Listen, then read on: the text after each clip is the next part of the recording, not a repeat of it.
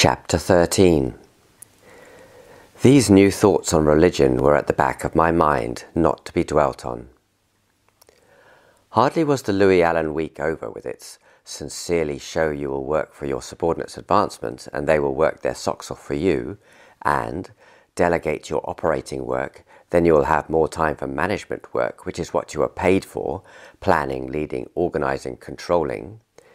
Then AAG summoned me to his office and said he was sending me for 3 months, May to July, to the Residential General Management course at the Administrative Staff College, ASC, Greenlands, Henley-on-Thames. Well, I was a believer in training. I had insisted that my product executives go on a week's training each year. They would choose the course they wanted to go on and submit them to me for my approval. The 1-week courses I'd sent myself on were at the British Institute of Management, BIM, and included Development of Executives and Export Management. I had been fortunate to get some personal interest from the Assistant Director of BIM. The points he put to me stayed with me for all my working life. For example, finance. You must have a good understanding of accounting and finance. Communication. This must produce the results you want for yourself and your unit. If you think the receiver of your planned communication may not be pleased to receive it, then you must think again. I found these were among the most valuable pieces of advice I ever received in my working life. Thinking carefully about communication, when I remembered to practice it, produced startling and gratifying results. So this short course training had been working well, but now AAG was prescribing 12 weeks for me. I was told ALM would look after the products department in my absence. The ASC at Greenlands, Henley, consisted of attractive white buildings spread over acres of lawn on which stood flowering trees interspersed with pine trees, all laid out on the north bank of the Thames, just west of Henley. There was a main lecture hall, various large rooms for syndicate discussions and presentations, and staff and student premises. The General Management course was residential. For Jane and me, since I had no company car and only our faithful old Hillman Minks estate car for the family, this implied we would have to live apart.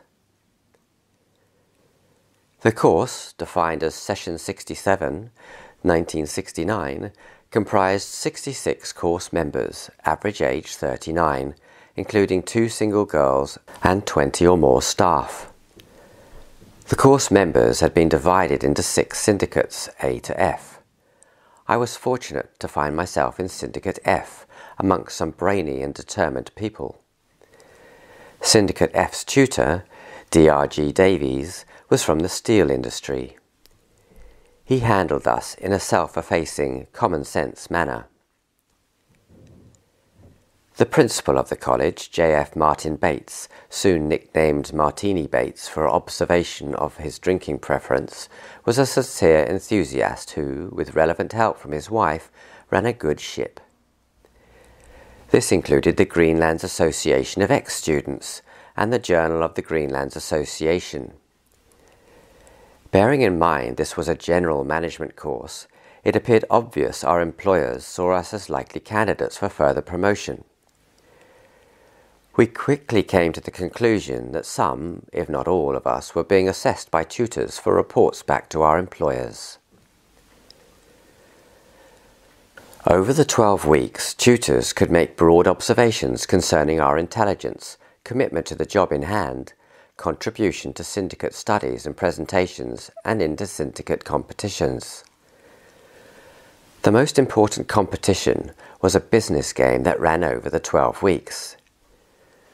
Each week the 6 syndicates would hand in their decisions for the game tutor to feed into his box, that then turned out the results in sales and profits. The stresses this game produced were such that we in Syndicate F were the only ones to hold together. The other syndicates splintered, broke up, leaving just a caucus to put in their weekly efforts for their competition. Even Syndicate F had its problems. After a couple of weeks, we were queuing at the main bar when Mike Millward of John Lang, the Builders, moved back and said, "Ian, we've noticed that as we approach the bar, you seem to drop back in the queue. The syndicate is of the opinion that you haven't yet paid for a round of drinks." How embarrassing. Thereafter, I made sure to pay my way. We were doing well in the business game, well in the lead, when, at about week 9, we had a disagreement on some decisions to be handed in. On this occasion, the decisions were mainly marketing-orientated, and it had been agreed that I was to be the marketing influence in our decisions. On this occasion, the syndicate did not agree with my marketing recommendations and put in a decision that was contrary to my advice. The feedback showed a sharp downturn in F's fortunes. I sulked, withdrawing from all syndicate discussions. Meantime, from another broken-up syndicate, 2 ex-top public school members had started ignoring the formal competition and put their heads to breaking the marking code. This they did, and their syndicate results showed a startling turnaround and sharp rise. It looked as if they would overtake us before the finishing post. Bill Little, a rugby-mad Scots banker member of F, was sent to negotiate with me to return to F's discussions and decisions. So, once again united, we held off the fast-rising results of the code breakers, and F won the business game. There was time for recreation and laughter. For example, it was decided to hold a sports day. I think only in England could you find such stupidity. There we were, average age 39, holding a sports day. There was sprinting, of course, in which F's Roy Cruttington, who had been an England long jumper, obviously excelled. There were tugs of war, following which an ambulance was seen discreetly taking off students, one with a heart attack. Mike needed first aid. With my polio arm, I managed to plead injury even before it all started. Having access to a punt and 1 or 2 other small boats, Bill was able to kick a rugby ball towards the far bank without losing the ball. More successfully, Mike swiped a golf ball over with an 8-iron. On another day, I won the tennis cup, designed by Bill, I believe, against a colleague who was a better player than I was, but who was in a hurry to get back to do some work. The cup handle consisted of a nude girl leaning back, legs apart, and reads simply ASC S67F. To imply that, except for the business game, our course was one long jollity would be a distortion of the facts. A theme that ran throughout the course was the work of Frederick Hertzberg. This stated that managers have to deal with hygiene and motivation. Hygiene factors are items such as pay, office, and job environment generally. These can be sources of job dissatisfaction.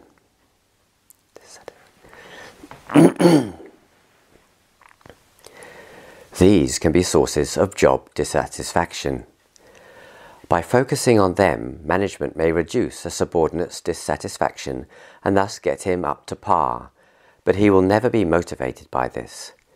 What motivates someone is not these hygiene factors, dissatisfaction items, but rather the satisfiers: achievement, recognition, responsibility, advancement. So, management must focus on both the hygiene factors, dissatisfiers, and also the motivation factors, satisfiers. This seemed pretty sensible to me, and I took it on board mentally. As Hertzberg put it, a subordinate wants to feel at any one time how much more he is worth than he was a year ago. New responsibilities, work status, ability, education.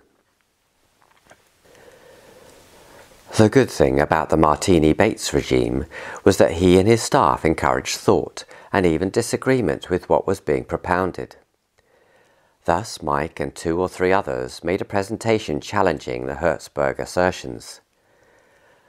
Mike said that as far as his men on the building sites were concerned, what motivated them were their weekly pay packets. Motivational factors would be a waste of time with the men on a building site. I thought of my experiences as a farm student, labourer, foreman 20 years previously. I was not sure I agreed with Mike, but I certainly admired his courage in making the presentation. A visiting speaker that caught my interest was the board-level representative of the staff shareholders of the John Lewis Group. This was a new idea that a company would best operate if all the employees were shareholders, with their representative on the main board. Over the years, the idea has not taken off as I thought it would. There was an excellent presentation by students on the life and influence of Lenin. A group of us visited a borstal, and so our horizons were broadened. Formal individual assessments were made. Ian, you are in the top 20% of managers by intelligence. You are an experimenter. What? Yes, your written answers show clearly that you like to experiment. Ian, you spend all your time talking about teams and teamwork. Yes, well, you must understand that everyone fights his own corner. You'll have to get used to it and handle it. Mike and his family had 2 cars, so he was able to get home to Berkhamsted regularly. When Jane could pick me up and return me, he gave me lifts. In Kenya, on the 5th of July, aged 39, Tom Mboya, the highly influential Luo political leader, was assassinated. We watched Wimbledon, of course, and later man landing on the moon was quite an excitement. Early on, to my great pleasure and surprise, I discovered R.W.G. Reid from my house and boxing team in King's Canterbury was on the course.